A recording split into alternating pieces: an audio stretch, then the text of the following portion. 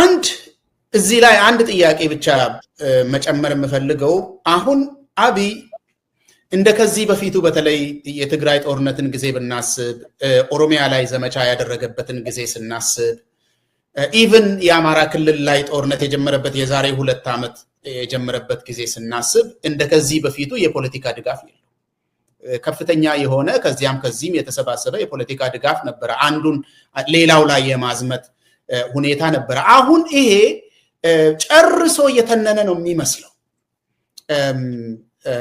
የፖለቲካ አውዱ ሲታይ ማለት ነው ነገር ግን አሁን ከብልጽግና ሰፈር የሚሰማ አንድ ፕሮፓጋንዳ አለ ሐሳቡ የፖለቲካ አካሄዱን ለሚያክሰው ለተረዳ ሰው ብዙም አስቸጋሪ ነው ብዬ አላስብም ነገር ግን ቢያንስ በተለይ ኦሮሚያ ውስጥ የሚነዛ ፕሮፓጋንዳ ስለሆነ ሌሎቹም የሚሰሙት ነገር ስለሆነ የተለያየ አካባቢ የሚሰማ ስለሆነ ሌሎቹን ለማስደንገጥም ጭምር የሚጠቀሙት ስለሆነ እዛ ላይ አንድ ሐሳብ እንድትሰጠኝ ነው ቡልጉ ካባ የሚባል ነገር ተፈጥሯል ማለት የሰሜን ጭራቅ እየመጣብን ነው የሚል ፕሮፓጋንዳ በስፋት እየተነዛ ነው ያለው ብልጽግና መዋቅር ካድሬዎቹ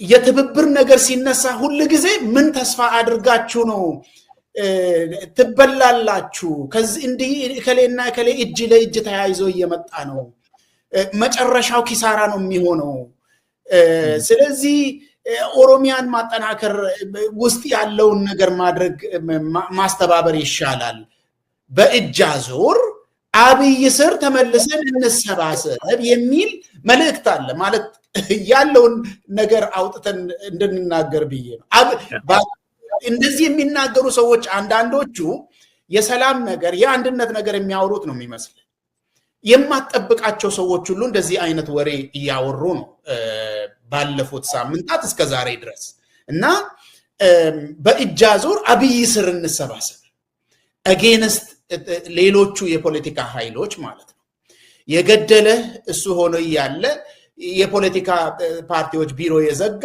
የሚገድል የሚነቅል የሚያዋርድ የሚዘልፍ እሱ ሆኖ ያለ ከእስር ቤት አውጥቶ የሚገድል በግልጽ አመራር የሚሰጥ የሸኔን ቤተሰብ እስሩ ብሎ በግልጽ አመራር የሚሰጥ ለምን ድምጻችሁን አጥፍታችሁ አትገሉም ለምን ታስጮሁብናላችሁ የሚል ማለት የታወቀ ነው ላለመድገም ማለት ነው አሁን በቴን ገለው ፎቶውን ያሳይ ሁኔታን አስብ ይሄንን ያደረገን ሰውዬ እንደገና ጭራቅ መጥቶብሃል ይሄንኑ ሰውዬ ይሻላል የሚል የፕሮፓጋንዳ ዘመቻ ተጀምሯል አሁን የሰውየው ፖለቲካ ለገባቸው ሰዎች የጥቅም አለው ብዬም ብዙ ጊዜህን አልፈጅም ነገር ግን ለኦርዲነሪ ሰው የሚመስል ነገር ሊሆን ይችላል ወይ ምን ትላለህ እዚህ ላይ I think አንድ ጭራቅ ነው ያለው እሱም 4 ኪሎ ነው ያለው ሰሜን ያለ ጭራቅ እኛና ልጆቻችንን በየመንገዱ ሲደፋ ይኖረው አጫሉን የበላው በቴን የበላው አንድ ጭራቅ የአብይ አህመድ የሚባል ጭራቅ ነው ከሰሜን የሚመጣ ጭራቅ የሚባለው እንግዲህ ምናልባት ከትግራይ ከአማራ ከነሱ እንደሚሉት አሁን ከኤርትራ እነዚህ ተባብረዋል የሚሉት ነገር አለ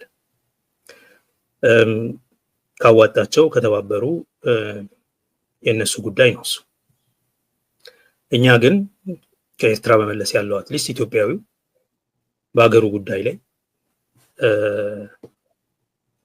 በሚወጋቸው መንግስት ላይ ተባበር አለባቸው ብዬ አምናለሁ ሁሉንም የገደላቸው የዘር ማጥፋት ያከናወነባቸው የዘር ማጥፋት የጀመረባቸው ያልጨረሰበት ትግራይም አማራም ኦሮሞም ደቡብም ላይ ያደረገው አብይ አህመድ ምናቀው ጭራቅ ይሄ ነው ልክ ነው ትግራይ ላይ ከኤርትራ ጋር ተባብሯል አዎ ኤርትራን ግን የጋበዘው ጭራቅ እሱ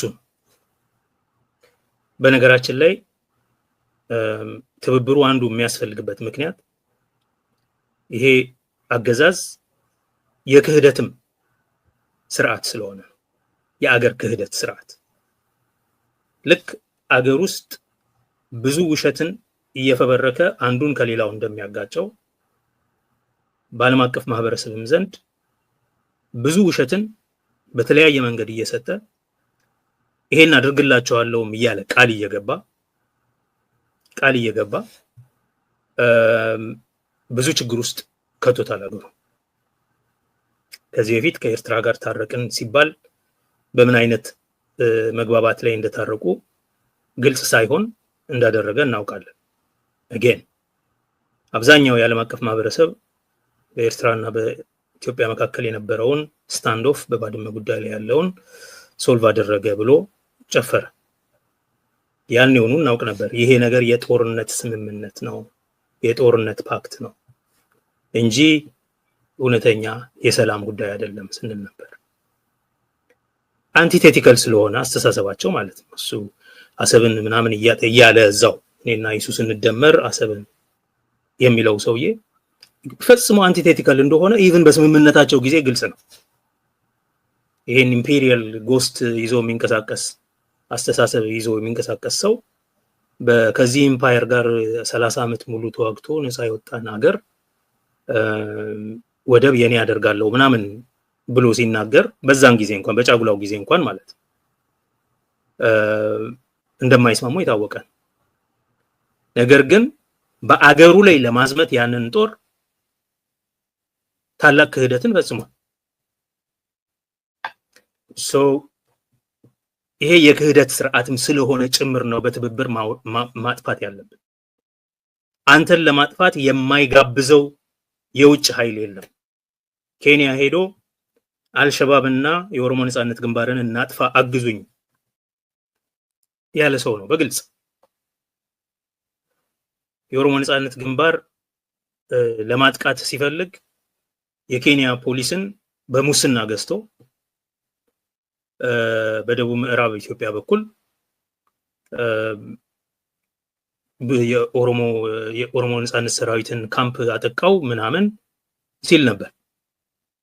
የውሸት ነው ግን በሙስና በገንዘብ ገዝቶ ነው የሎካል ፖሊሱን ብዙ ፕሮፓጋንዳ ሊሰራበት ሲሞክር ታያለ። የአገር ክህደት ፈጽሞ በአንተ አገር ውስጥ ሌላ የውጭ ኃይል ሰራዊት አስገብቶ የውጭ ተቋማትን ድጋፍ ኢንሊስት አድርጎ የሚጠቀም ሰው ከዚህ በላይ ቡልጉ ከዚህ በላይ ጭራቅ ሊኖር አይችልም።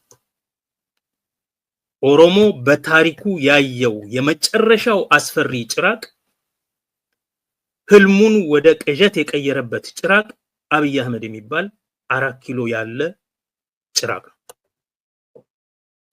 ህልሙን በተለይ የኦሮሞ ወጣት ህልሙን ወደ ቅዠት የቀየረበት አብይ አህመድ ህይወቱን ወደ ሲኦል የቀየረበት አብይ አህመድ ሰው ህያው ሰው እንዲቃጠል በእሳት ሲቃጠል ያየነው በአብይ አህመድ ዘመን ቤተሰብ ቤት ውስጥ ጎጆ ውስጥ እንዳለ ተቃጥሎ እየተቃጠለ የሸነም ቤት አቃጠልን እያሉ የሚጨፍሩ የኢትዮጵያ ሰራዊት ያሰማራው አብይ አህመድ ከዚህ የባሰ ጭራቅ የኦሮሞ ህዝብ አይቶ ያውቅ። ከዚህ የባሰ ጭራቅ አይቶ ያውቅ። ሚሊሻ ቀጥሮ ዘርፈ ብላ የሚል መንግስት ያለበት በ21ኛው ክፍለ ዘመን የ16ኛው አይነት ክፍለ ዘመን የወታደር አሰራር የሚተገብር ጭራቅ አብይ አህመድ። ይሄ በግልጽ ሊታወቅ ይገባል። ይሄ ሊያሰምሩበት ይገባል። እንደ አብይ አህመድ ያለ ጭራቅ በኦሮሞ ህዝብ ላይ ተነስቶ አያውቅም። ውርሱም ይሄ ነው። ሙሉ ከተሞችን የቀበሌ ገበሬ ማህበርን በአንድ ወቅት 1000 በላይ የሚሆኑ የአባወራ ቤቶችን በእሳት ያነደደ ጭራቅ አብይ አህመድ። በሺዎች የሚቆጠሩ ሰዎችን ቤታቸውን አፍርሶ ካሳ እንኳን አልጠየቁኝም ብሎ የሚፎክር ጭራቅ አብይ አህመድ። ሙሉ የኢትዮጵያን ህዝብ በአደባባይ በሚዲያ ከእውቀትና ከእውነት የጸዳ ህዝብ ነው ብሎ የሚሳደብ የራሱን ህዝብ ታላቅ ትሆናለህ ቀድሞ ክብር መልሳለሁ የሚለውን ህዝብ መልሶ እንደዚህ ብሎ የሚሳደብ ሰው ይሄ ነው ጭራቅ። እኛ ከሰሜን የመጣ ጭራቅ አናውቅም። በሰሜን የተበደሉ የዘር ማጥፋት ጥቃት የደረሰባቸው የተጎሳቆሉ ዛሬም ተፈናቅለው ለአምስተኛ ክረምት በካምፕ አንኖርም የሚሉ በዝናብ እየተጠቁ ያሉ ዜጎች ያሉበት ነው ሰሜን የምናውቀው። ከኛ ጋር የጀመረው የግፍ ክምር ከኛ አልፎ እነሱ ናቸው እንቅፋት የሆኑ ተብሎ የተዘመተባቸው ምስኪን አደገኛ ሁለት ጠላቶች መካከል የተቀመጠ ህዝብ ነው የምናውቀው በትግራይ። አሁን ያ አትሊስት በዛኛው ሳይድ ያለው ጠላትነት ለጊዜው የተቀረፈ ይመስላል። ግን በሰሜን ያለ እንደዚህ ያለ ምስኪን ህዝብ ወንድም ህዝብ ነው ያለን። በሰሜን ያለው በእኛ ላይ የተለማመዱትን የድሮን ጥቃት በሰላማዊ ህዝብ ላይ እያዘነቡበት ያለው የአማራ ክልል የአማራ ክልል ህዝብ ለኛ ጭራቅ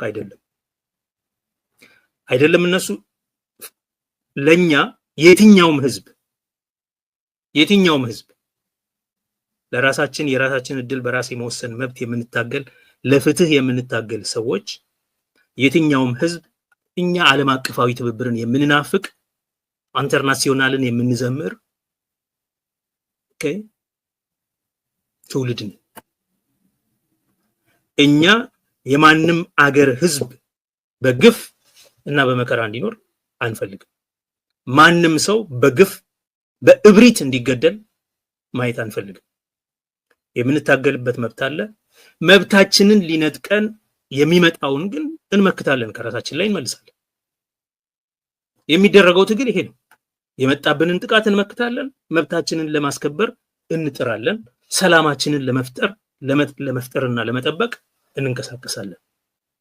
ይሄን በምናደርግ ጊዜ የዓለም ግፉአን ሁሉ ወገኖቻችን እንደሆኑ እናያለን እንጂ ሊበሉን የመጡ ጭራቆች ብለን አናስብም። በዛ ስሌት አንንቀሳቀስም። የትኛውንም ህዝብ በዚህ አይነት አግባብ አናሰላም። የህዝብ ጭራቅ የለውም። የፖለቲካ ኃይሎች በጭራቅነት አይመሰሉም። ኢንፋክት በነገራችን ላይ ይሄ ጭራቅ የሚለው ቡልጉ ካባ የሚለው አነጋገር ምን ያስታውሳል? እንደዚህ አይነት ዲሁማናይዚንግ ትሮፕ የሚያስታውሰን የቀንጅብ ይል የነበረውን ንግግር ነው። ዛሬ በእንደዛ አይነት ሁሉ ጊዜ ስም አለ። የቀንጅብ ጁንታ፣ አሁን ደግሞ እንግዲህ የሰሜን ጭራቅ ፋኖዎቹን ምን ነበር የሚሏቸው? ጃዊሳ ወዘተ። እነዚህ ዲሁማናይዚንግ ቋንቋዎች ለተራውና ተርታው ህዝብ ማደናገሪያ፣ ለትርክት ፈጠራ፣ ለራሳቸው ዘመቻ ያገለግላቸው ይሆናል። በነገራችን ላይ ጁንታውም ጃዊሳውም የቀንጅቡም አሁን ደግሞ ጭራቁም ራሱ ብቻ እንባዚ የራሱን ሻዶዎች ነው እየመነዘረ የሚበትን። So we don't know a northern monster that is coming to attack us. የለም ከሰሜን የሚመጣ ሞንስተር ጭራቅ የለም። ጭራቁ እሱ በሁሉም ህዝብ ላይ ጭራቃዊ ተግባር የፈጸመው አብይ አህመድ እና የሱ ቡድን ትልቅ ቡድን እንኳን አይደለም። በነገራችን ላይ አጠገቡ የሚውሉ ሰዎች ስለሚሆነው ነገር አያውቁም ብዙዎቹ። ይሄንን ኢልኬሳም ታየም በግልጽ ነግረውናል። ብዙ ሚኒስትሮቹ አያውቁ እና ይሄ ነው ምን ያለው ጭራቅ እና በሰሜን የሚመጣ ትብብር ቢተባበሩ ባይተባበሩ እንዲሁም እኛ ለመተባበር ከነሱ ጋር እንጓጓለን። እውነተኛ ለሰላም የሚሆን ለፍትህ የሚሆን ትብብር ካስፈለገ ከነሱም ጋር እንተባበራለን። አትሊስት ከኢትዮጵያውያኑ ጋር እንተባበራለን። ይሄ በግልጽ ሊቀመጥ ይገባዋል። እኛ እንደነሱ ነውረኞች ስላይደለን የውጭ ጠላት አንጋብዝም። እሱም እንኳን ትክክል ነው፣ ግን ቢያንስ እንዲህ አይባልም ለአባባል እንኳን ማለት ነው። ከውጭ እርዳታ መጠየቅ ምናምን መብት ነው። ለነጻነቱ የሚታገል ህዝብ ሁሉ የሚጠይቀው የሚያደርገው ነገር ነው። የነጻነት ተዋጊ በክህደት አይከሰስም ከሌላ ሀገር እርዳታ ቢጠይቅ። ግን እዛ ድረስ አንሄድም። እኛ እርስ በርሳችን ቢያንስ በአንድ አገር ካርታ ውስጥ ያለነው ሰዎች አንድ ጠላት ስለሆነ እየዘመተብን ያለው ኃላፊነት በተሞላው መንገድ በመናበብ ይሄንን ማስወገድ ይገባል። ሰሜንኞች እየተስማሙብን ነው። የኦሮሞን መንግስት ስልጣን ሊነጥቁ፣ ስልጣናችንን ነጥቀው ኦሮሞን ሊያደርጉ ነው፣ እንደዛ ሊያደርጉ ነው የሚል የሴራ ትርክት አለ። እኛን ሊያጠቃ የሚመጣ ሰሜንኛ የለም። የራሱን መብት ለመጠበቅ የሚንቀሳቀስ አለ። ለዚህ ነው ከነዚህ ጋር እንተባበራለን። የጋራ ግፍ ክምር ከራያችን ላይ እንንዳለን። የማይስማሙ ግቦች እንኳን ቢኖሩ፣ ስትራቴጂክ ጥቅሞች እንኳን ቢኖሩ እነሱን እንዴት እንደምናስተዳድር የምንዘይድበት ማዕቀፍ እንፈጥራለን የምንለው መፍጠርም አለብን። ይሄ ደግሞ ትልቅ የፖለቲካ ብስለት ይጠይቃል። አንዱ የኢትዮጵያ የፖለቲካ ምህዳር ዝግ መሆኑ፣ አፈናው መብዛቱ ያደረገው ነገር የፖለቲካ ልሂቃኑ የፖለቲካ ብስለት፣ ፕራግማቲዝም፣ ጥቅም ላይ ያተኮረ ስትራቴጂክ የሆኑ ጥቅሞች ላይ ያተኮረ ቅልጥፍና ማጣት፣ የአመራር ብቃት እያነሰ መሄድ በሁሉም ዙሪያ የአመራር ብቃት በጣም ትልቅ ችግር ነው። አብይን ያየ የኢትዮጵያ ህዝብ ሊያመርት የሚችለውን አመራር መገመት ይችላል። ይሄ የአብይ ዘመን በራሱ ምን አይነት ኃይለኛ የአመራር ቀውስ ውስጥ እንዳለን የሚያሳይ ነው። በአፈናም ይሁን በስደትም ይሁን በግድያም ይሁን በተለያየ መንገድ የአመራር ቀውስ ግን አጋጥሟል በዛ ሀገር ላይ። ይሄ ዲክላይን ከኃይለ ማርያም ጊዜ ጀምሮ የታየ ነው። መጨረሻ እንደዚህ አይነት አጭበርባሪዎች እጅ የመንግስት ስልጣን እንዲወድቅ ያደረገ ማለት ነው። አንዱ ትልቁ የፖለቲካ ኃይሎች ሲተባበሩ የሚያደርጉት ነገር ይሄንን ብስለት ማምጣት፣ እንደዚህ አይነት አመራር ማፍለቅ፣ ከስትራቴጂክ ጥቅሞች አንፃር ለማይጣጣሙ ህልሞች ማዕቀፍ ማስቀመጥ እና ማሳደር፣ የሚስማሙበት ላይ ግን አሁኑኑ መተባበር፣ ቢያንስ መናበብ የሚለውን መስበክ ያስፈልጋል። ይሄ የኦሮሞ መንግስት ስለሆነ ሰሜንኞች ሊነጥቁ፣ እሱ አሁን አይ ቲንክ ያለፈበት ነው። የኦሮሞ መንግስት እንዳልሆነ ሁሉም ሰው አውቋል። ኦኬ፣ ሰሜንኞች መተው ሊነጥቁ ሆኖ ያንን ስልጣንህን በእጅህ ያለውን ኖ ያየነው ስልጣን የለም። እኛ ደግሞም ለስልጣን አልታገልንም፣ ለመብት ነው የታገልነው። ስልጣን እና 4 ኪሎ መግባት ቢሆን ኖሮ እዛ ጋር ያበቃ ነበር። ምንም ጥያቄ አይኖረን ነበር። ሌላ የዘር ማጥፋት ጦርነት አይታወጅብንም ነበር። ፍትህ ፍለጋ የራሳችንን እድል በራስ የመወሰን መብትን ለመጎናጸፍ፣ ማንነታችንን ለማስከበር፣ ቋንቋ፣ ታሪክ፣ ልማዳችንን ለማስከበር፣ በሀገራችን ላይ የባለቤትነት መብት እንዲኖረን ለማድረግ ስለታገልን ያንን አላየንም። ዛሬም እንኳን በምክክር ጉባኤው ዳያሎግ ኮሚሽን ምናምን በሚባለው ህገ መንግስት ለማሻሻል ሐሳብ ሲያቀርቡ እነዚህን መብቶች ለማጥፋት ነው እየተመካከሩ ያሉት። ይሄ ቡድን ነው እንግዲህ ከሰሜን ጭራቅ እየመጣ ነው አንተን ሊበላህ ነው የሚለኝ። ከመሬት እያፈናቀለ መሬትን የግል ለማድረግ እየተንቀሳቀሰ እቅድ ነድፎ ማለት ነው። ህዝቡን ከመሬቱ እያፈናቀለ ኦሬዲ በጉልበት እንደገና መሬትን የግል ለማድረግ እና ለመቸብቸብ አሁንም እየሸጠ ነው ያለው። የራስን እድል በራስ የመወሰን መብትን ለማስቀረት፣ ክልሎችን ለማፍረስ እየተንቀሳቀሰ የክልሎችን ቋንቋዎች ጥሎ ብሔራዊ ቋንቋ ለመፍጠር እየተንቀሳቀሰ ሌሎች ጭራቆች ከሩቅ እየመጡብህ ነው ብሎ ሊያስፈራራ ይሞክራል። ኖ ከዚህ የባሰ ጭራቅ አይተንም አናውቅም፣ ወደፊትም አናይም። የመጨረሻው አብይ አህመድ ይሆናል። ይሄ ሊሰመርበት ይገባል። ከዚህ የባሰ ጭራቅ አይቶ አያውቅም የኦሮሞ ህዝብ። በዚህ ዘመን እንዳየው አይነት መከራ አይቶም አያውቅም ይሄ ህዝብ። 100 ሺዎች እኮ መድረሻ ቢስ ሆነው በአዲስ አበባ ከተማ እብድ ሆነው ተበትነዋል። ከሐረርጌ የተፈናቀሉ ወገኖቻችን እብድ ሊትራሊ ሜዳ ላይ 100 ሚሊዮን የሚደርስ ህዝብ መድረሻ ቢስ ሆኖ ዛሬ በአዳማም በባሌም በቡራዩም ተበትኖ የነበረው ህዝብ አሁን የት እንዳለ አይታወቅም። 1.8 ሚሊዮን ህዝብ ምን ውስጥ እንደገባ አይታወቅም። ይሄ የሆነው በአብይ አህመድ ዘመን። የኦሮሞ ሀብት የወርቅ ንግድ በግለሰቦች ቸብቻቢነት እጅ የገባ በውጭ መርሰነሪዎች እጅ የገባበት በራሳቸው የታጠቁ ኃይሎች ወርቅ፣ ኤሜራልድ እና ታንታለም ምናምን የሚጠበቅበት አገር የግል መርሰነሪዎች ማለት ነው። ተቀጣሪ የፕራይቬት ሴኩሪቲ ኃይሎች የኦሮሞን ሀብት፣ የህዝቦችን ሀብት፣ የአገርን ሀብት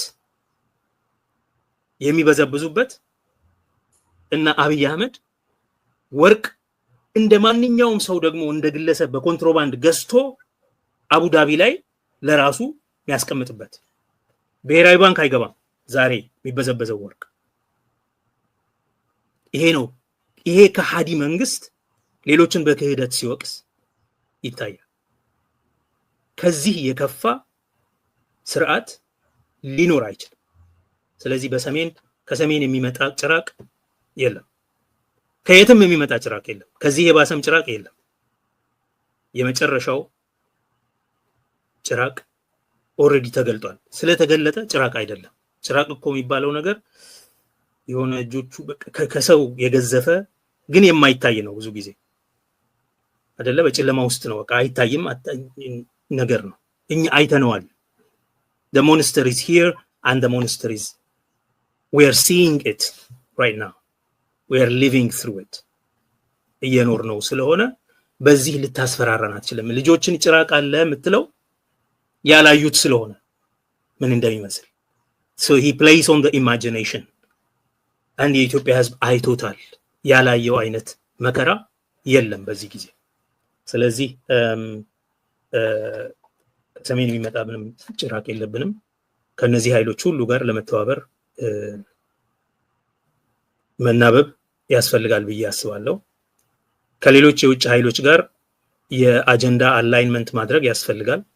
ከውጭ ኃይሎች ጋር መናበብ አስፈላጊ አይመስለኝም። እንደነሱ ክህደትን መፍጠር አያስፈልግም። ግን የአጀንዳ አላይንመንት ዲፕሎማሲ ላይ የውጭ ጉዳይ ላይ የምታደርገው ነገር የውጭ ፖሊሲ ስትጽፍ ከሌሎች ሀገሮች ከጎረቤት ሀገሮች ጋር ኢንተረስቶች አላይን እንዲያደርጉ ማድረግ ነው አይደለም። ቀጠናዊ ትብብርን በኋላ ስለሚጠይቅ እዛ ላይ እሱን እናደርጋለን። አላይንመንት እናደርጋለን። ፖሊሲዎቻችን የሚስማሙ እንዲሆኑ ከአካባቢያዊ ሰላም ለመፍጠር ጥቅሞቻችንን ለማራመድ እንዲያስችል ምን እናደርገዋል። ወታደራዊ ትብብር ግን ለኔ እኔ እንደ አንድ ግለሰብ ፋርፌችድ ነው ብዬ አምናለሁ። ቢደረግ እንኳን በግልጽ የሚነገር ነገር አይደለም መሆን ያለበት። ማለት ኤቲካሊ የሆነ እንደ ኮንስቲቱሽናል ሎ መምህር ማለት ነው የሆነ there has to be a parameter ብዬ አምናለሁ። በአደባባይ የምታደርገው አይደለም ከሆነ እንኳን። ነገር ግን እኔ ቅድም እንዳልኩ ኃላፊነት የተሞላው አካሄድ ለመሄድ ብዬ እንጂ የነጻነት ትግል የሚያደርግ ማንኛውም ኃይል የውጭ እርዳታን ይጠይቃል። በውጭ እርዳታ ኃይል ተንቀሳቅሶ ይዋጋል። አስተባብሮም እንዲሁም ያሰማራል። መብት ነው ይሄ። ምክንያቱም አንተ እንደሆነ ድሮኑም አውትሎ ነህ፣ አሸባሪ ምናምን ተብለ እየተመታህ ያለ። ይሄ በዓለም ሁሉ የሚያሳየን ነገር ነው። አሁን ኢራን ለፍልስጤም ይዋጋል፣ ሂዝቦላ ለፍልስጤም ይዋጋል። ፍልስጤም እነዚህን ሁሉ ተጠቀምክ ሊባል አይችልም። ለምን ተጠቀምክ ሊባል አይችልም። የህልውና ጉዳይ ስለሆነ ግን እዛም እንኳን ሳልደርስ እስቲ መጀመሪያ የውስጥ ትብብር ላድርግ። አንደኛ በራሳቸው የኦሮሞ ፖለቲካ ፓርቲዎች መካከል ምክንያቱም አብይ የሚያደርገው ግጭት የሚፈበርከው በውስጥም በውጭም ነው። እርስ በርስ እንድትጋጭ ያደርጋል። አንድ ፓርቲ ውስጥ ኮሄረንስ እንዳይኖር ያደርጋል። አንድ ህዝብ ውስጥ በተለያዩ ፓርቲዎች መካከል ኮሄረንስ እንዳይኖር ያደርጋል። ከዛ በአንድ ክልልና በሌላው ክልል መካከል ግንኙነት እንዳይኖር ግጭት እንዲሰፋ ያደርጋል። ከዛ እሱ ራሱ ደግሞ ከሌሎች ሀገሮች ጋር እየተጋጨ ይቀጥላል። ሁሉ ጊዜ የሚያደርገው ነገር ማጋጨት ነው። እኛ ይሄንን በማወቅ አንደኛ በውስጥ ጠንካራ የሆነ ትብብር ህብረት ያስፈልገናል። በውስጥ እያንዳንዱ ፓርቲ ኢንፋክት ምናልባት መጨረሻ ላይ ያወራዋለሁ ብዬ ነው እንጂ መደረግ ያለበት ነገር ካለ በመጀመሪያ እያንዳንዳችን ወደ ውስጣችን ተመልክተን ውስጣችንን ጸጥ ረጭ ያለ ሰላም ያለበትና የተናበበ ማድረግ ያስፈልጋል። ይሄ ማለት መደራጀት ማለት ነው። ስርዓት ያለው መደራጀት፣ ድርጅታዊ መዋቅራችን ስርዓት ሊይዝ ይገባል እና ስትራቴጂካሊ ነው ውስጡ ራሱ መጥራት ያለበት ማለት ነው። ይሄን ከማድረጋችን በፊት ከማንም ጋር ምንም ነገር ተናበን ማድረግ አንችልም። እርስ በርስ መናወቃችን እሱን ወደ ኋላ መጣበታለሁ። ነገር ግን ቀጥል። እሺ እንዳላቋርጥ ያልጨረስከው ነገር ካለ እንድትጨርስ ነው። የሚቀጥለው ክፍል ላይ የአገራዊና ቀጠናዊ ትብብሮች ምን እንደሚመስሉ ልጠይቅህ ብዬ ነው። እዚህ ላይ ያልጨረስከው ነገር ካለ እንዳላቋርጥ። አይ ቀጥልና ከዛ የቀረውም ካለ በዛው ጨምርበታል። መልካም። እንግዲህ መጨረሻ ላይ አሁን የጠየቅኩ ጥያቄ የነሱ ፕሮፓጋንዳ በቅንነት የዛን አገር ጉዳይ ለሚያስቡ ዜጎች የሚከብድ ነገር እንዳይሆን ግልጽ ያልሆነላቸው ሰዎች ካለ ያንን እንነጋገር ብለን ነው እንጂ የነሱን ቋንቋ ያነሳ ጭራቅንም ቢሆን የነሱ ያመጡት የፖለቲካ ቮካቡላሪ እነሱ በግልጽ እየተጠቀሙት ያሉት በመንግስት መዋቅር ውስጥ በግልጽ እየተጠቀሙ ያሉት ለሰዎች የሚናገሩት ፋርሴቡላ እያሰማሩ በዩቲዩብ በምን እያወሩ የሚውሉት ነገር ያነሳ። ወደ ሶስተኛው እና ወደ መጨረሻው ክፍል እንተላለፍ። መልካም አድማጮቻችን፣ ምክክራችን እንደቀጠለ ነው። የጸረ አብይ አገዛዝ የትብብር አውዶች የሚል አሁን ወደ መጨረሻ እየተቃረብን ነው። ሶስተኛው ክፍል የጸረ አብይ አገዛዝ ትብብር አገራዊና ቀጠናዊ ጥቅሞች የሚል ነው። አሁን እንግዲህ ጸግሽ መጀመሪያ ላይ ለምን መተባበር እንደሚያስፈልግ ሰፋ አድርገህ አንስተሃል። ከዛ በኋላ ጥቅሞቹ ምንድናቸው፣ ተግዳሮቶቹስ ምንድናቸው የሚለውን በመጠኑ ፈትሸሃል። አሁን እስኪ ወደ አገር ደረጃ ስናየው በአገር ደረጃ ስናየው በቀጠናም ደረጃ ስናየው ማን ከማን ጋር ለምን ጉዳይ ይተባበር የሚለውን ምሳሌ እየወሰድክ አንዳንድ ነገሮችን እንድትመልስልኝ ነው።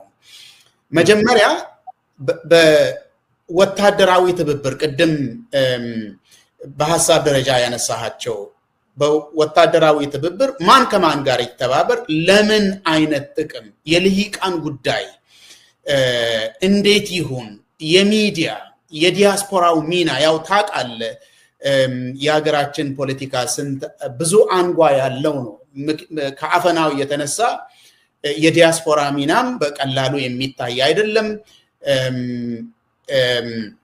ልሂቃን ደግሞ በየትኛውም ዓለም ውስጥ ኦፒኒየን ሜከርስ ስለሆኑ የራሳቸው ሚና አላቸው። በትጥቅ ትግል ደግሞ እየታገሉ ያሉ ወገኖች አሉ። አሁን እስኪ መጀመሪያ እንድትመልስልኝ ወይ ሐሳብ እንድትሰጠኝ የምፈልገው ማን ከማን ጋር ይተባበር፣ ለምን ዓላማ የሚለውን በኋላ ላይ ግቦቹንና ጥቅሞቹን በኋላ ላይ እናነሳለን። አሁን ማን ከማን ጋር እስኪ ባለው ተጨባጭ ሁኔታ በአገር ደረጃ በቀጠናዊም ቅድም ነካክተሃል፣ እኔ ነኝ ያቆምኩ፣ ምን አይነት ትብብር ማን ከማን ጋር ለምን ዓላማ ይኖር ነው የምትለው? እንግዲህ ጸረ አብይ የጸረ አብይ አገዛዝ ላይ መደረግ ያለበት ትብብር ስለሆነ የምናወራው በዋናነት የኢትዮጵያ የፖለቲካ ኃይሎች ማለት ነው።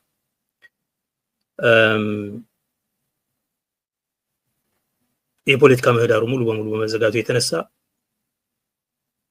በሙሉ ሌሎች የፖለቲካ ኃይሎች በሙሉ ተቃዋሚ የሚባሉት ሁሉ ወይም ተፎካካሪ እነሱ እንደሚሉት ሁሉ ከፖለቲካ ምህዳሩ ውጪ ናቸው። ስለዚህ እነዚህ ሁሉ ኃይሎች ይህን ስርዓት ከማስወገድ በቀር ምንም አይነት ተስፋ እንደሌለ ከተረዱ ዘን መተባበር ያለባቸው የኢትዮጵያ የፖለቲካ ተቃዋሚ የፖለቲካ ኃይሎች ሁሉ ናቸው ማለት ነው በዋናነት። ይህ ማለት ቀደም ሲል ከጠቀስኳቸው የኦሮሞ፣ የአማራ፣ የትግራይ፣ የሶማሊ ወዘተ ባሻገር ሌሎቹም በኢትዮጵያ ውስጥ ያሉ በምህዳሩ ውስጥ ያልታቀፉ የተቃውሞ እንቅስቃሴ ማድረግ በአፈና ምክንያት ያልቻሉ እነዚህ ሁሉ ትብብር፣ ቅንጅት፣ መናበብ ሊያደርጉ ግድ ይላል። ይህንን ማድረግ ጊዜው የሚጠይቀው ፖለቲካዊ ብስለት ነው። የፖለቲካ ኃይሎች ምን ማለት ነው? የፖለቲካ ፓርቲዎች፣ የትጥቅ ትግል የሚያካሂዱ ኃይሎች ወዘተ ማለት ነው። ከዚህ ባሻገር እነማን ናቸው ከተባለ ስም መጥራት ይቻላል ማለት ነው። እንግዲህ የፖለቲካ ፓርቲዎቹን ዘርዝሮ መጨረስ አይቻልም፣ ግን ብዙ እንዳሉ እናውቃለን። አሁን በቅርብ አንድ አብሮነት ምናምን የሚል የትዕይንት የቨርቹዋል ትዕይንት ያደረገ አንድ ቡድን ነበር አይደለ? እሱ አንዱ ምሳሌ ነው። እንዴ ነው ምን ያህል ኃይሎች እንዳሉ ማየት የምትችልበት ነው። ከዚህ በፊት ትግራይና የኢትዮጵያ መንግስት በሚዋጉ ጊዜ ትግራይም ያለበት አጋርነት ዩናይትድ ፍሮንት የሚባል አንድ ግንባር ለመፍጠር ተሞክሮ ነበር። ያ ግንባር አልፈረሰም፣ ግን ትግራይ የሰላም ስምምነት ከኢትዮጵያ መንግስት ጋር ስላደረገ የፕሮቶኮሉ ግድ ይለዋል ከኛ ጋር ምንም አይነት ኮንታክት እንዳይኖረው ማለት ነው። ፕሮቶኮሉ ስለሚያስገድደው የስምምነቱ ፕሮቶኮል ከነዚህ ጋር እንዳይገናኝ አድርገው ስለሆነ ያስገቡት የትግራይ ኃይሎች ከዛ ግሩፕ እርቀዋል። ነገር ግን አደረጃጀቱ አለ አሁን ዩናይትድ ፍሮንት። እሱ አንድ ምሳሌ ነው። እኔም አባል የሆንኩበት በአሜሪካን ሀገር ተመዝግቦ የሚንቀሳቀስ የብሔሮች አጋርነት ሶሊዳሪቲ ኦፍ ኔሽንስ ኦፍ ኢትዮጵያ የሚባል እንደዚሁ አንድ የሆነ አደረጃጀት አለ። ይሄ ሲቪክ አሶሲዬሽን ነው። ናው በኢትዮጵያም ውስጥ ከኢትዮጵያም ውጪ ብዙ ሲቪክ አሶሲዬሽንስ አሉ። እነዚህ ይህንን አፋኝ ስርዓት ከጫንቃቸው ላይ ለማስወገድ የሚያስችል በየዘርፋቸው ሲቪክ ማህበረሰብ አካላት የፖለቲካ ተሳትፏቸው ውስን እንደሆነ እናውቃለን። የመብትና የሰብአዊነት ስራቸው ግን ትልቅ ነው። ስለዚህ እነዚህን በሚያካሂዱ ጊዜ ድምጻቸውን ከፍ ማድረግ ያስፈልጋል። አጀንዳዎችን ማቀናጀትና ማናበብ ግዴታ እንዳለባቸው ሊያውቁ ይገባል። ምክንያቱም ጦረኛ የሆነ በጦርነትና በጉልበት የሚያምን ስርዓት፣ በሙስናና በመግዛት በሚያምን ስርዓት ውስጥ የሚንቀሳቀሱ የሲቪክ ቡድኖች ምን አይነት እንቅስቃሴ ቢያደርጉ ውጤታማ እንደሚሆኑ ለነሱ ማስተማር አያስፈልግም፣ የሚረዱ ይመስለኛል። ሚዲያዎች አሁን በተለይ ብዙ ይሄ መንግስት የሚታገለው የሚዋጋው በመከላከያ ኃይል ብቻ አይደለም፣ በብልጽግና ካድሬዎች በኩል ብቻ አይደለም፣ በሚሊሻ በኩል ብቻ አይደለም፣ በቢሮክራሲው በአስተዳደር ተቋማቱ ብቻ አይደለም። የሚዲያ ሰራዊት ብሎ በሚያሰማራቸው በኮንቬንሽናል ሚዲያም በማህበረሰባዊ ድረገጾችም በማህበረሰባዊ የመገናኛ አካላትም መድረኮችም ፕላትፎርሞችም ላይ ነው። ስለዚህ በተለያዩ የሶሻል ሚዲያ ፕላትፎርሞች ዩቲዩብ፣ ቲክቶክ፣ ፌስቡክ፣ ትዊተር ስፔስ፣ ክለብ ሃውስ የመሳሰሉ ፕላትፎርሞች ላይ እንደዚሁም በሳተላይት በሚተላለፉና በሌሎች የሚዲያ አውታሮች ላይ በሰፊው ጦርነቱን ያካሂዳሉ። ጦርነት ያውጃሉ፣ ጦርነት ያስፈጽማሉ፣ ድልን ይነግራሉ ቀድመው። ይሄን ከተረዳን አይ ቲንክ ተመጣጣኝ የሆነ ምላሽ በዚህ ረገድ ያስፈልጋል ማለት ነው። አንድ በዘመናዊ ኢንተርኔት ይሄንን ማድረግ ከሁሉም ቀለል ያለው ተግባር ነው። ይሄንን ማናበብ መቻል በደንብ ይቻላል ብዬ አምናለሁ። የነሱን አጀንዳ ኦቨርዌልም ማድረግ ይቻላል ብዬ አምናለሁ። ስለዚህ የሚዲያ ተቋማት again መናበብ፣ መደማመጥ፣ መረጃ መለዋወጥ እና እነዛን የሚገኙ መረጃዎችን ዌፐናይዝ ተመሳሳይ በሆነ መንገድ ተቀራራቢነት ባለው መንገድ የኛን ሎካል ሁኔታ በሚመለከት መንገድ ተዋውሶ መጠቀም አስፈላጊ ነው ብዬ አምናለሁ። ምክንያቱም አጥቂው አንድ አይነት ስለሆነ፣ ስልቱ አንድ አይነት ስለሆነ፣ አካሄዱ አንድ አይነት ስለሆነ፣ ግቡም አንድ አይነት ስለሆነ ያንን ለመቃወም መጨመር ያለብን የኛን አካባቢያዊ ዳራ ሎካል ኮንቴክስት ብቻ ነው። ከዚህም ማለፍ አለብን። አሁን ስንናበብ ስለኛ አካባቢ ብቻ ስላለው እውነት ስለተነገረ በአንድ ሚዲያ ላይ እሱን ይዘን ብቻ መጮህ አይደለም። ስለሌላው አካባቢም ችግር መናገር ያስፈልጋል። ይሄን እስካላደረግን ድረስ ሁሉ ጊዜም አብይ ያሸንፋል። በትግራይ ጦርነት በሚካሄድ ጊዜ ስለ ትግራይ ስንናገር የጁንታ ፕሮፌሰሮች የወያኔ ምናምን ፈረሶች ነሽመልስ ሲሉ ነበር። ኤንድ እንደዛ በማለት ከሌሎች አይሶሌት ያደርጋል። በሲዳማ ስለነበረው የክልልነት ጥያቄ ስንናገር እነዚህን የፈጠሯቸው ኤጀንቶቹን የፈጠሯቸው እነጸጋይ ናቸው እስከማለት ተደርሶ ነበር። የሲዳማ ሚዲያ ኔትወርክን እነሱ ናቸው የፈጠሩት፣ እነሱ ናቸው የሚጠቀሙበት ምናምን እስከመባል ተደርሶ ነበር። ያ እንዳይሆን ምንናገረው ምናደርገው ነገር የጋራ ኢፍትሃዊነትን ምንጋፈጥ ከሆነ አይ ቲንክ በሌሎች አካባቢዎች የሚደረጉ ጉዳዮችንም የተጣራ መረጃ ባለን መጠን ሁላችንም እኩል ለህዝብ ማድረስ ተገቢ ነው ብዬ አምናለሁ።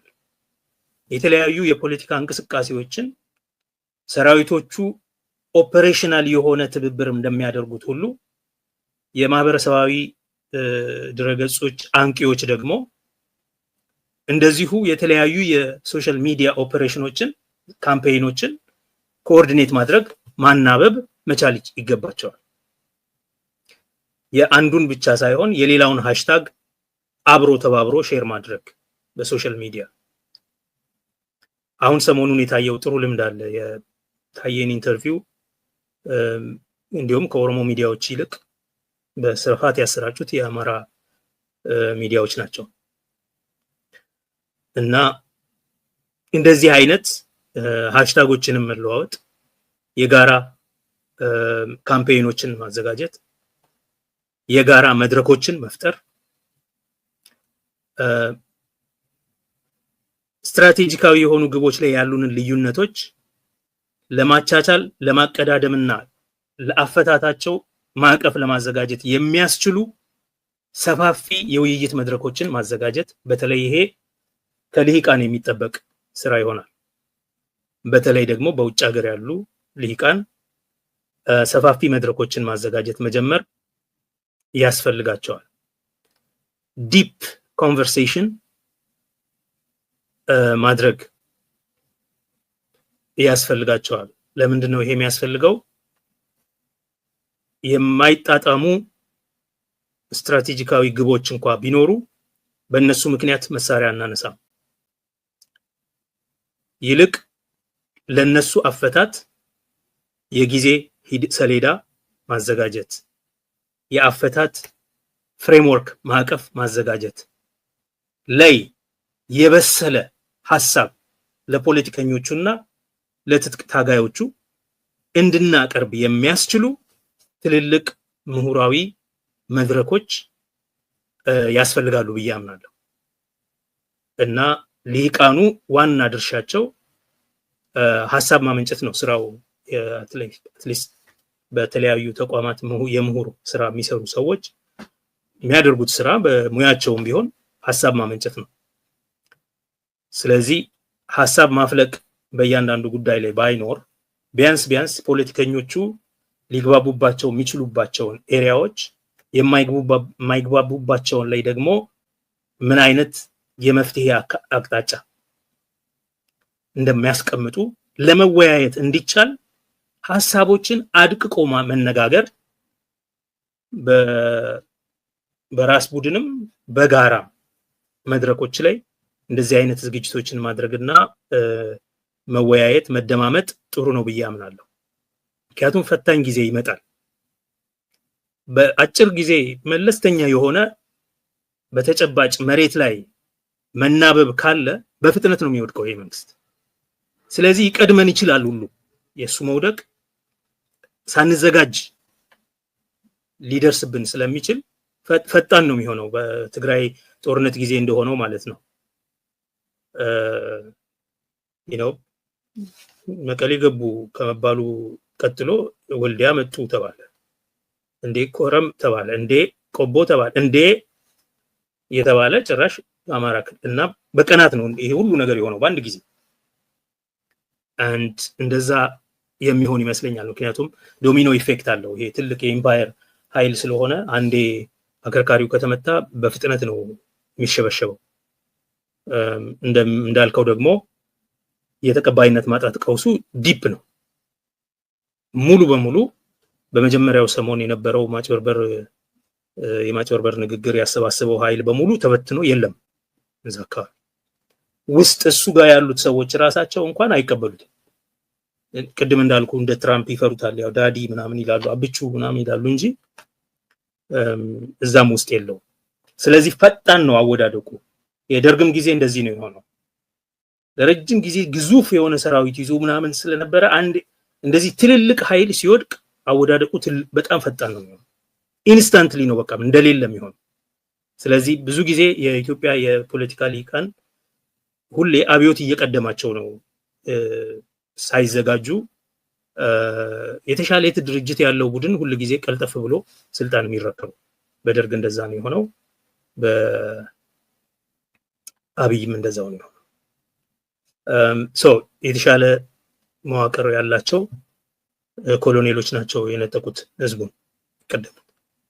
ለዚህ ምሁራኑ ከወዲሁ ሐሳቦችን ማደራጀት፣ ማቀዳደም እና ለማይግባቡቱ ህልሞች መፍቻ የሚሆን ፍሬምወርክ ማስቀመጥ፣ የጊዜ ሰሌዳ ማበጀት፣ እንደዚህ አይነት እርምጃ መውሰድ። ፍኖተ ካርታ የሚለው ቃል አሁን በጣም ስሙ ተበላሽቷል፣ ቆሽሿል። ግን ያው ፍኖተ ካርታ የሚመስል ነገር ሮድማፕ ማዘጋጀት ያስፈልጋል። አሁን እንግዲህ እንደዚህ ሲባል ሁሉም የየራሱን ፍኖተ ካርታ የየራሱን ዶሴ ይዞ ደግሞ ይሄንን እንትና ካልተቀበሉ ብሎ ያውጃል፣ ወይ የራሱን ይዞ በቃ ይሄ ነው ያለው በዚህ መንገድ እንሂድ ኑ እናንተም የማለት ሽቅድምድም አለ። እንደዛ አይነቱ የትም እንደማያደርስ ያው በተደጋጋሚ ታይቷል። የሸፍጥ ፖለቲካ ነው የሚሆነው። እንደዛ አይነቱን ሸፍጥ አቁመን የምር የሰከነና የበሰለ ፖለቲካ ለማድረግ እንዲቻል ይሄን ማድረግ ያስፈልጋል።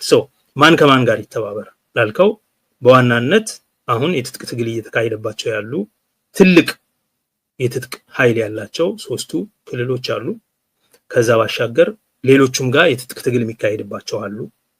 እንደዚሁ ብዙ አክሽን የማይሰማባቸው ማለት ነው አሉ። በዋናነት የፖለቲካ ፓርቲዎቹ ሁሉ ሀገር ውስጥ ያሉም ውጭ ሀገር ያሉም ከፖለቲካ ምህዳሩ ውጭ ያሉ ሌሎችም ተቃዋሚዎች በፖለቲካ ምህዳር ውስጥም ያሉ ፓርላማ ውስጥም አለን የሚሉ ካሉ እና አይ ከዚህ መንግስት ጋር መቀጠል አንችልም ካሉ they are welcome። እነዚህም ጭምር ኢንፋክት ይጠቅማሉ እነሱ የውስጥ መረጃ ስላላቸው። እነዚህ መተባበር አለባቸው። የሲቪክ ማህበረሰብ አካላት በአገር ውስጥ ያሉትም በውጭ ሆነውም የኢትዮጵያ ጉዳይ ላይ የሚሰሩ እንደዚሁ መናበብ ያስፈልጋቸዋል። የጋራ ፕላትፎርም በመፍጠር ረገድ እነዚህም አይ ቲንክ ውይይት በማድረግ ረገድ የተለያዩ ኤሪያ በሚሰሩባቸው ኤሪያ ላይ ማለት በመሬት ማኔጅመንት ይሁን በዲሞክራሲ ግንባታ ይሁን በሰብአዊ መብት ይሁን በሰብአዊነት ይሁን በህፃናት መብት ላይ ይሁን በሴቶች መብት ላይ ይሁን ብቻ በምንም ላይ ይስሩ። እነዚህ የሲቪክ ማህበረሰብ አካላት በእነሱ አካባቢ ያለውን የፍትሃዊ ሁኔታ ለመቀየር ምን አይነት እርምጃ መወሰድ አለበት የሚለው ኢምፖርታንት ስለሆነ ጠቃሚ የግድ ስለሆነ በዚህ ላይ ፕላትፎርሞች እያዘጋጁ የፖለቲካ ፓርቲዎችንም አጀንዳ ላይ እንትን ሐሳብ ማስቀመጥ ያስፈልጋቸዋል። እነሱ መተባበር አለባቸው። ይሄ ከኦሮሚያም ከኦሮሚያ ውጭ ያሉትንም ሌሎችንም ሁሉ የሚመለከት ነው የሚሆነው። የሚዲያዎቹን ቀደም ብዬ ተናግሬያለሁ። ሚዲያዎቹ ማአት መንገድ አለ ሊተባበሩበት የሚችለው። አንደኛ አጀንዳ በማናበብ እና በማቀናጀት፣ ሁለተኛ ካምፔይኖች ዘመቻዎችን በጋራ በማካሄድ ቢያንስ እንዳይማቱ ማድረግ፣ እንዳይቀዳደሙ ማድረግ፣ እንዳይደራረቡ ማድረግ ማናበብ። ሶስተኛ ከተቻለ በጋራ አብሮ ዘመቻዎችን መክፈት። ይሄ በሚዲያዎች በኩል የምናደርገው ነው ማለት ኮንቬንሽናል የሆኑትም በሶሻል ሚዲያ ላይ ያሉት። በልሂቃን ዘንድ ቀደም ሲል እንዳልኩት ሐሳብ ማመንጨት ነው። አንደኛ በውስጥ ውይይት ማድረግ፣ ሰፋፊ ውይይቶችን ማድረግ በአንገብጋቢ ጉዳዮች ላይ፣ በስልታዊ ጉዳዮች ላይ፣ በስትራቴጂካዊ ጉዳዮች ላይ፣ በግብ በአልቲሜት ግቦች በህልሞች እና በአስፒሬሽኖች ላይ ዘላቂነት ባላቸው ጉዳዮች ላይ በሙሉ ዝቅ ብሎ ወርዶ መወያየት ያስፈልጋል። ይሄ ማለት ከውጭ ጉዳይ፣ በፖለቲካ፣ በኢኮኖሚ፣ በባህል፣ በመሬት አንገብጋቢ የኢትዮጵያ ጉዳይ መሬት፣ የፋይናንስ፣ የግሎባል ማርኬት፣ ዲፕሎማሲ፣ በእነዚህ ሁሉ ላይ አድቅቆ ማሰብ ቢቻል የሆነ ዋይት ፔፐር የሚመስል ነገሮች እያዘጋጁ ቁጭ ማድረግ፣ ከዛ ከሌላው ልሂቅ ጋር ይሄንን ማናበብ እና በማይስማሙ ቦታዎች ላይ በተለይ በማተኮር እነዚህን ለመፍታት ምን አይነት መዋቅር ማስቀመጥ እንችላለን፣ ምን አይነት የሰላም የጊዜ ሰሌዳ ማስቀመጥ እንችላለን፣ ምን አይነት ሂደት መዘርጋት እንችላለን፣ ለዚህ የሚያስፈልግ መተማመንን እንዴት መፍጠር እንችላለን የሚለው ላይ ማሰብ ያስፈልጋል ብዬ አምናለሁ። ይሄ የልሂቃን ስራ ነው። ዳያስፖራ እንደምታውቀው አብዛኛው ዲሞቢላይዝድ ሆኗል።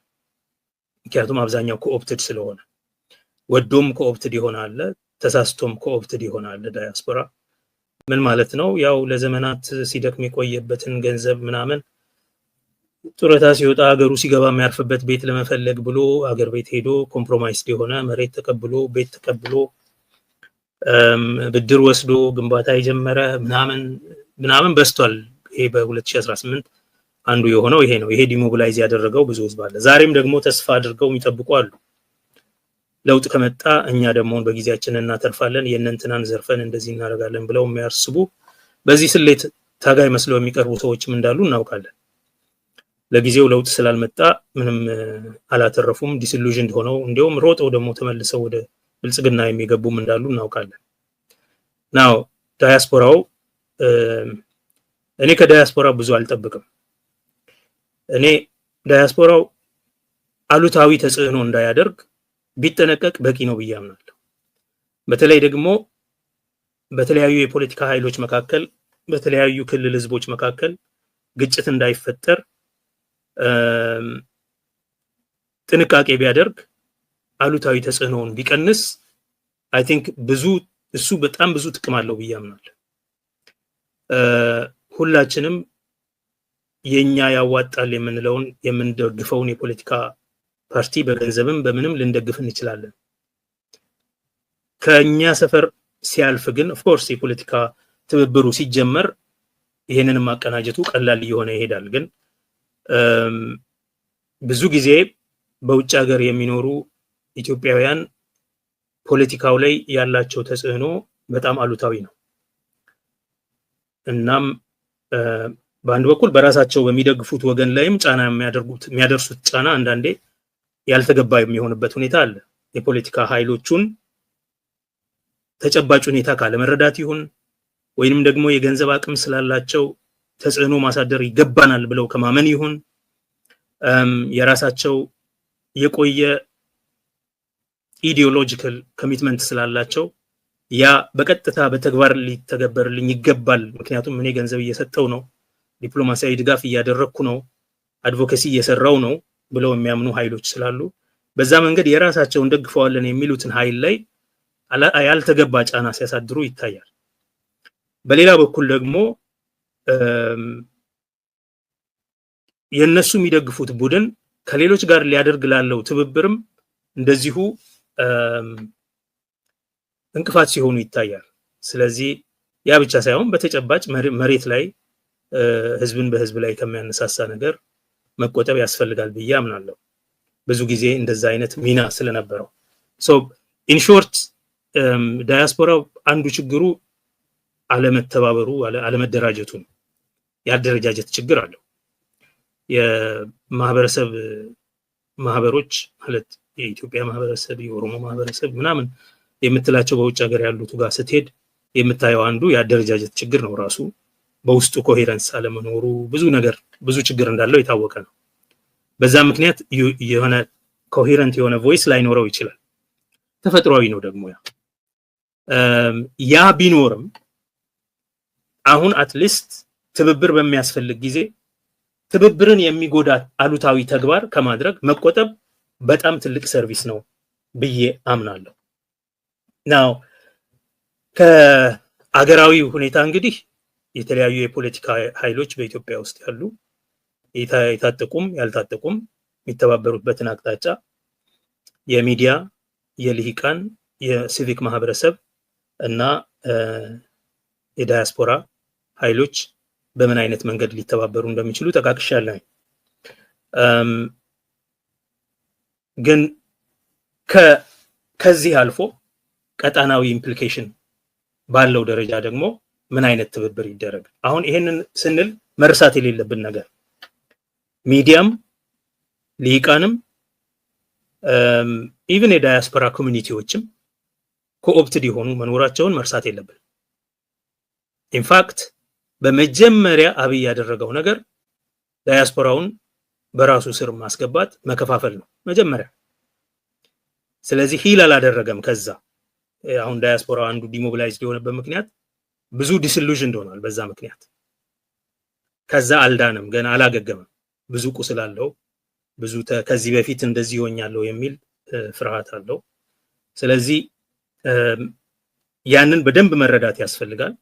ብዙ ከዛ መጠበቅ ትሮማታይዝድ የሆነ ዳያስፖራ ስለሆነ ለረጅም ዓመት በብዙ ነገር ውስጥ እያለፈ ብዙ ድል እየናፈቀ ምናምን የራሱን የቻለ ህመም አለው።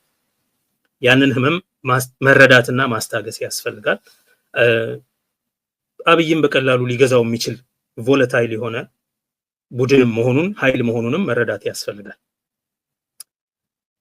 ከዚህ አልፎ ግን ይሄ በቀጣና ደረጃ አላያንስ እና ካውንተር አላያንስ አሰላለፍ የኃይሎች አሰላለፍን እየፈጠረም እየቀየረም የሚንቀሳቀስ ቡድን ስለሆነ እንዴት አይነት ትብብር ነው ማድረግ ያለብን?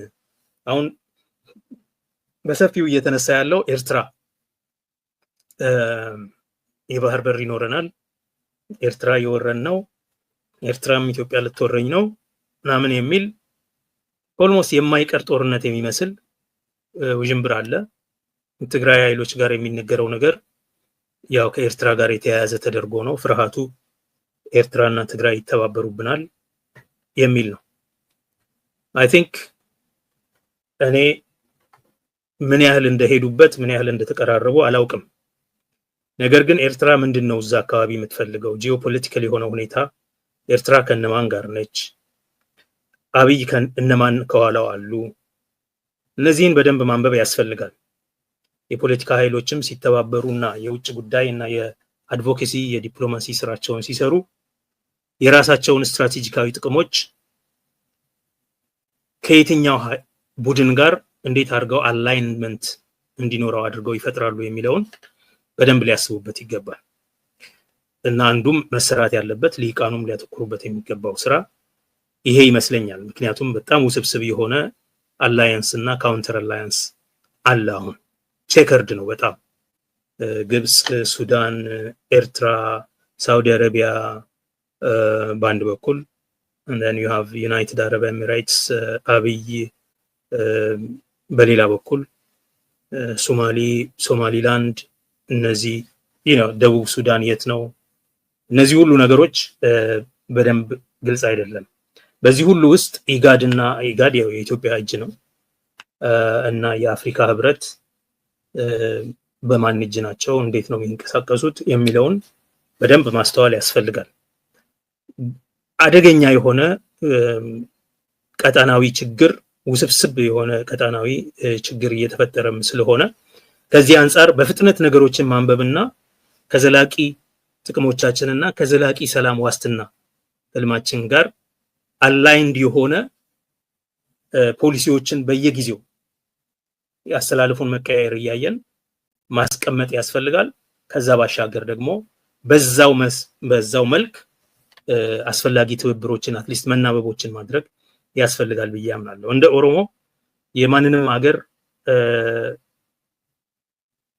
ግዛት የማንንም ሀገር ወደብ በጉልበት ነጥቄ ወስዳለሁ የሚል ዘመቻ እንገነባለን ከሚል ኃይል ጋር አንቆምም። ለምሳሌ ኤርትራ ዋጋለው ሄጄ ከሚል ኃይል ጋር አንቆምም። እንደዛ አይነት እብሪት አይመለከተንም። የኦሮሞ ህዝብ ትግል በ1971 ኦነግ እንኳን ከመቋቋሙ በፊት በተጻፈ ሰነድ የተቀመጠው the Oromo has no empire to build። እኛ ትግላችን ሌላ ኢምፓየር ለመገንባት አይደለም፣ ከሌሎች ጭቁን ህዝቦች ሁሉ ጋር በትብብር በአጋርነት in solidarity እንቆማለን የሚል። የኤርትራን ወደብ የኤርትራን ግዛት እነጥቃለው በጉልበት ምናምን ከሚል ጋር የሚቆም ኦሮሞ አይኖርም። ይሄ ግልጽ ሊሆን ይገባል። እነሱ የኤርትራን የደህንነት ኃይሎች የኤርትራን ሰራዊት ተጠቅመው ህዝባችን ላይ ያደረሱትን ግፍ እናውቃለን። በክህደት ሊያስከስስ የሚገባ ተጠያቂነት ሊያስደርግ የሚገባ ችግር እንደፈጠሩ እናውቃለን። ነገር ግን መቼም ቢሆን አብይ አህመድ ከሚዘምታቸው ኢምፔሪያል ጦርነቶች የሌላውን ህዝብ መብት የሚገፍ ተግባር ጋር አንተባበርም። የኤርትራ ህዝብ በግዛቱ ላይ ሉዓላዊነት አለው ብለን እናምናለን። በድንበር አካባቢ ያሉ ግጭቶች በሰላማዊ መንገድ ከሚመለከታቸው አካላት ጋር በውይይት መፈታት አለበት ብለን እናምናለን። የኤርትራ መንግስት ከአብይ ጋር አሁን ስለተጣላ በኢትዮጵያ ላይ ይዘምታለው ብሎ ሲነሳ ለኤርትራ መንግስት እጅ እንሆናለንም ብለን አናምንም። ምክንያቱም እነሱም የራሳቸው ኢንተረስት ስላላቸው ማድረግ የምንችለው የኛ ስትራቴጂክ ጥቅምና የኤርትራ ህዝብ የኤርትራ ስትራቴጂክ ጥቅም የት ጋር ይመሳሰላል የት ጋር ይለያያል የሚለውን በማየት የሚመሳሰለው ላይ ትብብር እንድናደርግ ማቀድ ብቻ። ለአሁንም በዘላቂነት በሶማሊያም ጉዳይ እንደዚሁ ነው። ኬንያም ብዙ ጊዜ እያስፈራራ አብይ በራሱ ሳይድ ለማሰለፍ ሲሞክር በተለያየ ጊዜ ታይቷል።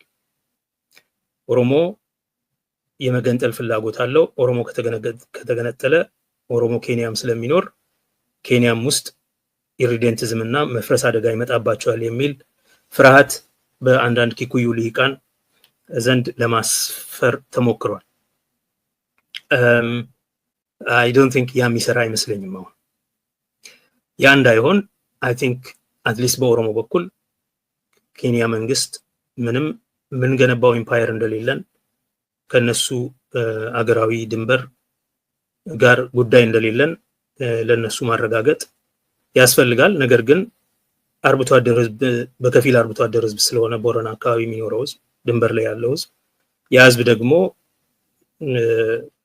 ወደ የትኛው አቅጣጫ የሚንቀሳቀስ በባህልም የተሳሰረ ስለሆነ ያንን ፖረስ የሆነ ቦርደር ፖረስ የሆነ አሰራሩን መረዳት እና ያን ከግንዛቤ ማስገባት ሰላማዊ ግንኙነት መፍጠር እንዳለብን እናምናለን። ይሄንን ሰላማዊ ግንኙነት የህዝቦች ግንኙነት ስለሆነ ያንን መጠበቅ ያስፈልጋል።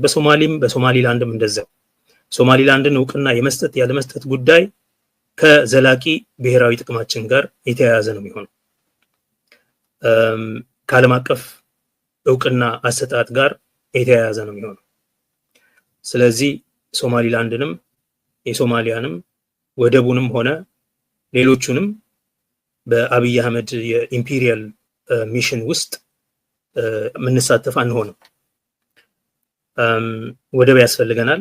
ፕሮባብሊ ከሶማሊላንድ ወይም ከሶማሊያ ወይም ከኬንያ ወደብ ያስፈልገናል አንድ ቦታ ላይ ያ የሚሆነው በሰላማዊ መንገድ በመደራደር የምንሰጠው ነገር ካለ አይተን ምንቀበለው አይስበን ምንከፍለው ነገር ካለ ያንን ከግንዛቤ ከተን የምንፈጽመው ነገር ነው የሚሆነው። አሁን ባለው ሁኔታ ግን ከነዚህ ኃይሎች ጋር ተባብረን የሀገራችንን ህዝብ ለመውጋትም ከነዚህ ኃይሎች ጋር ተባብረን በእነዚህ ህዝቦች ላይ ከመንግስት ጋር ተባብረን በእነዚህ ህዝቦች ላይ የምንዘምትበትም ምክንያት የለም። ግን ከጥቅማችን አንፃር በሂደት በየጊዜው የምናየው የምንገመግመው የምናሻሽለው ጉዳይ ይሆናል ማለት ነው። ሰው ከሁሉም በሱዳንም ቢሆን በደቡብ ሱዳንም ቢሆን እንደዚሁ ማለት ነው።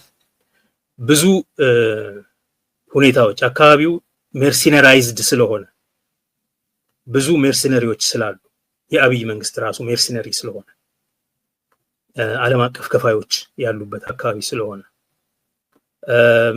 ትልልቆቹ የዓለም ኃይሎችም አይናቸውን ጂኦፖለቲካሊ አይናቸውን የሚጥሉበት አካባቢ ስለሆነ ያንን ኢንተርናሽናል ሜርሲነሪ ሩት ማድረግ በጥንቃቄ ማየት ያስፈልጋል። የነሱንም የዓለም አቀፍ ኃይሎች ኢንተረስት ምንድነው የሚለውን የትራምፕ ዘመን አይሆፕ አጭር ነው፣ ግን በሱ ዘመን በተለይ ብዙ ከባባድ ነገሮች ሊነሱ ስለሚችሉ በጥንቃቄ ማየትና ከነሱ ጋር የኛ ኢንተረስት እንዴት ይናበባል እንዴት ይጣረሳል የሚለውን ሁሉም ሊቃን የሁሉም ወገን የሁሉም የፖለቲካ ኃይሎች በደንብ ቢያስቡበት ያስፈልጋል። አገር ቤት ያሉትም እነመረራም ጭምር ማለት በደንብ ሊያስቡበት ይገባል። ምክንያቱም በጣም ተለዋዋጭ የሆነ ሁኔታ ስለሆነ የውጭ ጉዳይ ምን አይነት ነው ምን መሆን ያለበት የሚለው ላይ በደንብ ሊያስቡበት ይገባል ብዬ አምናለሁ።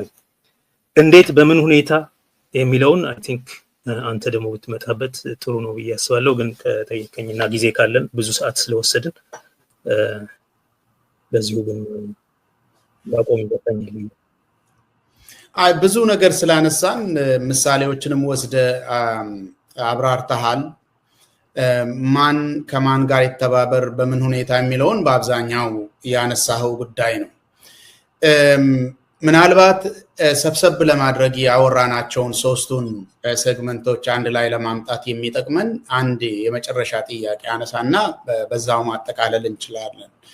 አሁን ለምን መተባበር እንዳለባቸው በዚህ ሰዓት የፖለቲካ ቡድኖች ለምን መተባበር እንዳለባቸው አንስተናል። የትጥቅ ትግሉ ራሱ በምን ሁኔታ ውስጥ ለምን መተባበር እንዳለበት አንስተናል። አገራዊና ቀጠናዊ ሁኔታዎችንም አንስተ ያወራበት ሁኔታ አለ። ግን ግቡ ምን ይሆን? ሰብሰብ ለማድረግ ግቦቹ ምን ይሆኑ? ጥቅሞቹ ምንድናቸው? አሁን ያነሳናቸው የጸረ አብይ አገዛዝ ትብብሮች፣ የፖለቲካዊ ትብብሮች፣ ወታደራዊ ትብብሮች፣ በሀገርና በቀጠና ደረጃ የሚደረጉ ትብብሮች ግባቸው ጥቅማቸው ምን ይሆን? ምን ላይ ይሆን የሚል ምን አቺቭ ለማድረግ ነው? አይ ቲንክ ዋናው ነገር በአጭር ቋንቋ ሲገለጽ በስልት ደረጃ ካሰብከው አብይን ማስወገድ፣ ይሄንን የብልጽግና ቡድን ማስወገድ ነው። ይሄ ሁሉ አሁን ያወራነው ነገር ስትራቴጂክ ስልታዊ ምናምን የሚለው ነገር በአጠቃላይ ተጨምቆ መጨረሻ ላይ ውጤቱ ምንድነው የሚፈለገው ከተባለ ስልታዊ ግባችን አብይን ማስወገድ ነው። አብይን ለምን ካልክ ደግሞ አንገብጋቢ ግብ አለን፣ ጊዜያዊ ግብ። የአንገብጋቢ ጊዜያዊ ግብ ጦርነት ማስቆም፣ ሰላምን ማውረድ፣ እፎይታን መፍጠር ነው። ምክንያቱም ይሄ ጦረኛ መንግስት ነው። ግጭት በቃን፣ የተፈበረከ ግጭት ውስጥ መኖር በቅቶናል። ኦኬ፣ የተፈበረከ ግጭት ላይ ቆሞ ስልጣኑን የሚያደላድል መንግስት፣ በህዝቦች መከራ ላይ ቆሞ ስልጣኑን የሚያደላድል መንግስት ስላለ ራሱ ያጠቃል ብቻ ሳይሆን እርስ በርስ እንዲጠቃቁ ያደርጋል። ይሄንን በሰፊው የታየ ገለጻ አሳይቷል።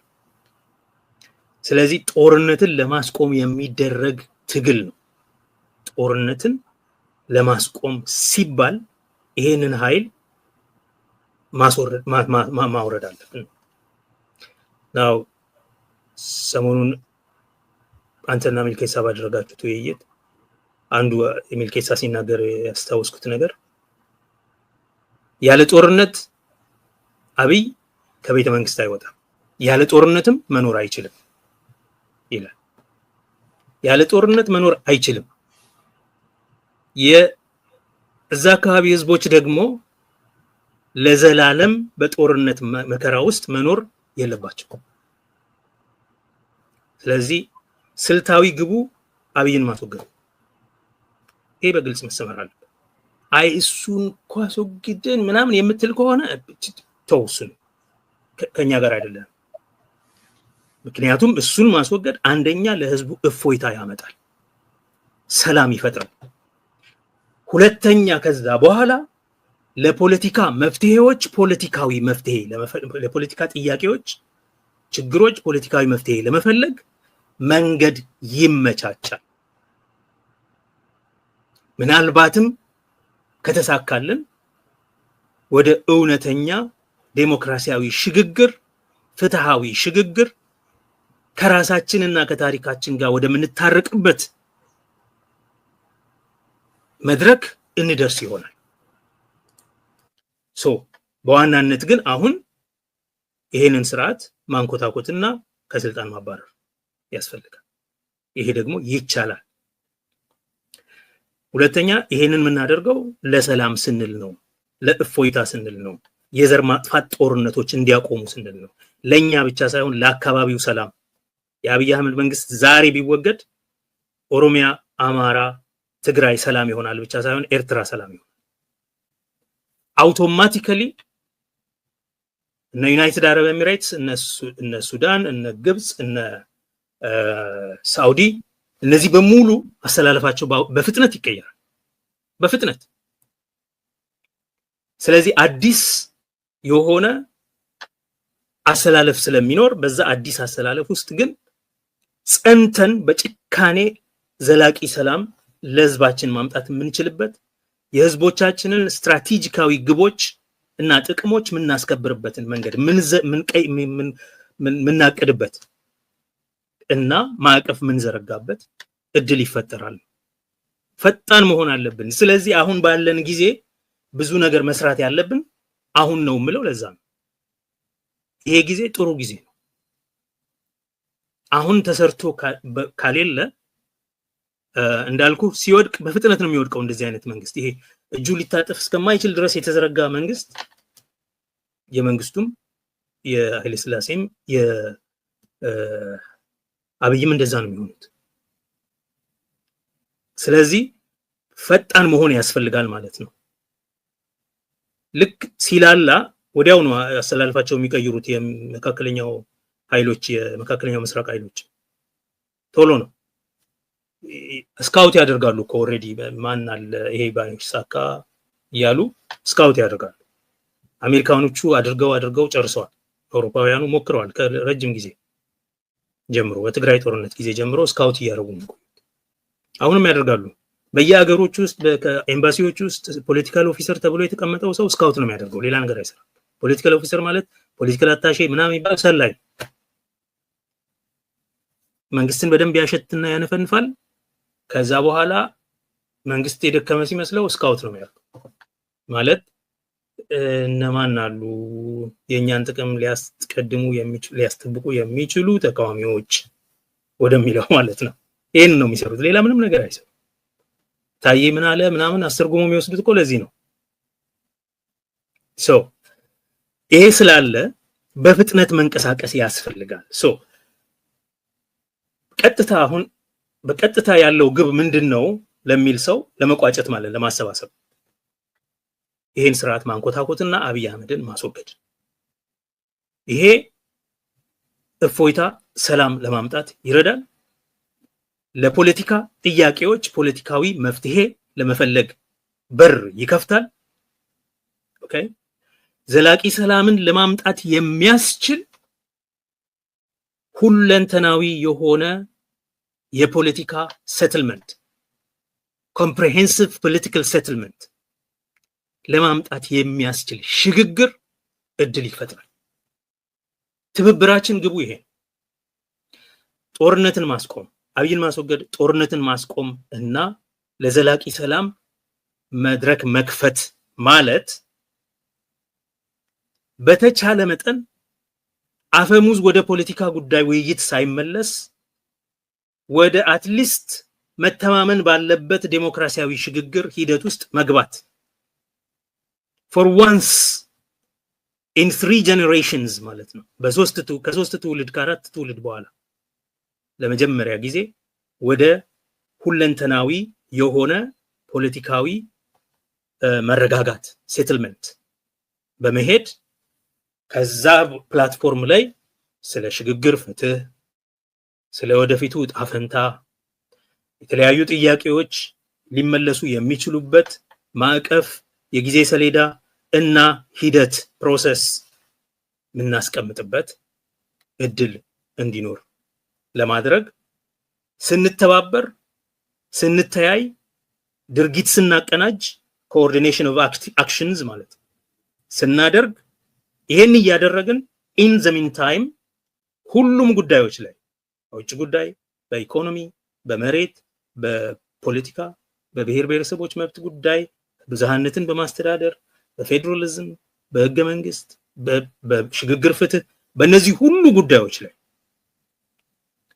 ምን አይነት ሐሳብ ይዘን ከማን ጋር ስትራቴጂካዊ ጥቅሞቻችንን ከስልታዊ ጥቅሞቻችን ጋር አስማምተን አሰናስለን መሄድ እንችላለን የሚለው እያንዳንዱ የፖለቲካ ግሩፕ ሊሂቅ የዳያስፖራ ማህበረሰብ የሲቪክ ማህበረሰብ እና የሚዲያ እና የፖለቲካ ኃይሎች ሊያስቡበት ይገባል ብዬ አምናለሁኝ።